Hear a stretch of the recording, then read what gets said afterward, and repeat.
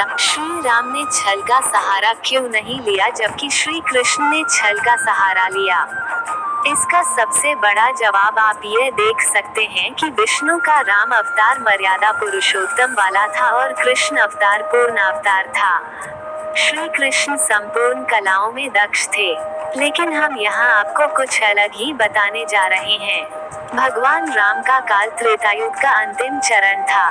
कहते हैं कि सतयुग में लोग पूर्ण रूप से सच्चे, धर्मयुक्त और सदाचारी थे। इस युग में पाप की मात्रा 0% और पुण्य की मात्रा 100% थी। धर्म के चारों पैर थे। त्रेतायुग में धर्म के 3 पैर थे। इस युग में पाप की मात्रा 25% और पुण्य की मात्रा 75% थी। द्वापर में धर्म के 2 पैर ही रहे। इस युग में पाप की मात्रा 50% और पुण्य की मात्रा 50% थी। कलिकाल में धर्म के पैरों का कोई नामो निशान नहीं है। इस युग में पाप की मात्रा 75% और पुण्य की मात्रा 25% ही रह गए हैं। राम के काल में पापी लोग भी पुण्यात्मा थे। जैसे रावण को पापी माना जाता था, लेकिन वो पुण्यात्मा था, शिव भक्त था। उसने सीता का हरण करने के बाद भी सीता की इच्छा के बगैर उनसे विवाह नहीं किया और न ही कोई जोर जबरदस्ती की। रावण जैसे खलनायक के परिवार में भी विभीषण जैसे संत हुआ करते थे। बाली एक दुष्ट वानर था, लेकिन उसमें भी धर्म की समझ थी। उसकी पत्नी तारा और पुत्र अंगद ने धर्म का साथ दिया। मतलब यह कि उस युग में 75% लोग धर्म का ज्ञान रखते थे। ऐसे में कोई किसी से ऐसे छल के बारे में नहीं सोच सकता था जो कि धर्म विरुद्ध हो।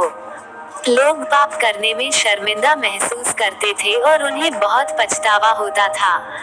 प्रभु श्री राम ने भी जब रावण को मारा तो उन्हें बहुत दुख हुआ। उन्होंने एक महापंडित का वध करने के बाद इस पाप से बचने के लिए तप किया था। श्री कृष्ण के काल में पापी लोग पापी ही थे। पापी होने के साथ वे क्रूर भी थे।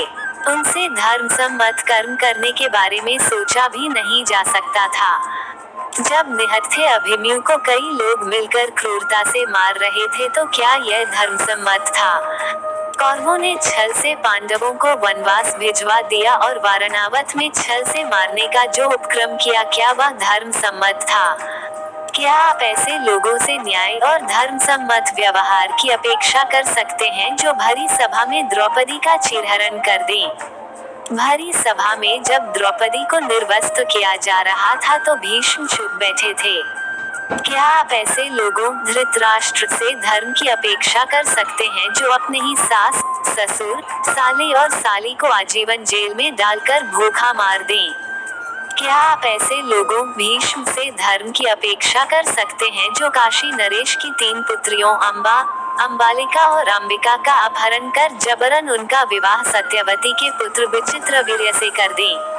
इसी तरह गांधारी और उनके पिता सुबल की इच्छा के विरुद्ध भीष्म ने धृतराष्ट्र का विवाह गांधारी से करवाया था।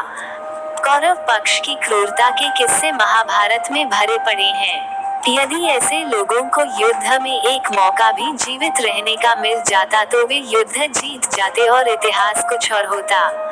श्री कृष्ण ने अपने काल और परिस्थिति के अनुसार निर्णय लिया। आचार्य द्रोण का वध, दुर्योधन की जंघा के नीचे प्रहार, दुशासन की छाती को चीरना, जयद्रथ के साथ हुआ छल, निहत्थे कर्ण का वध करना और इस सबसे पहले क्रूर जरासंध का वध करना सभी कुछ उचित ही था। जब शकुनी, जयद्रथ, जरासंध, दुर्योधन, दुशासन जैसी क्रूर और अनैतिक शक्तियां सत्य एवं धर्म का समूल नाश करने के लिए आक्रमण कर रही हो, तो नैतिकता अर्थहीन हो जाती है।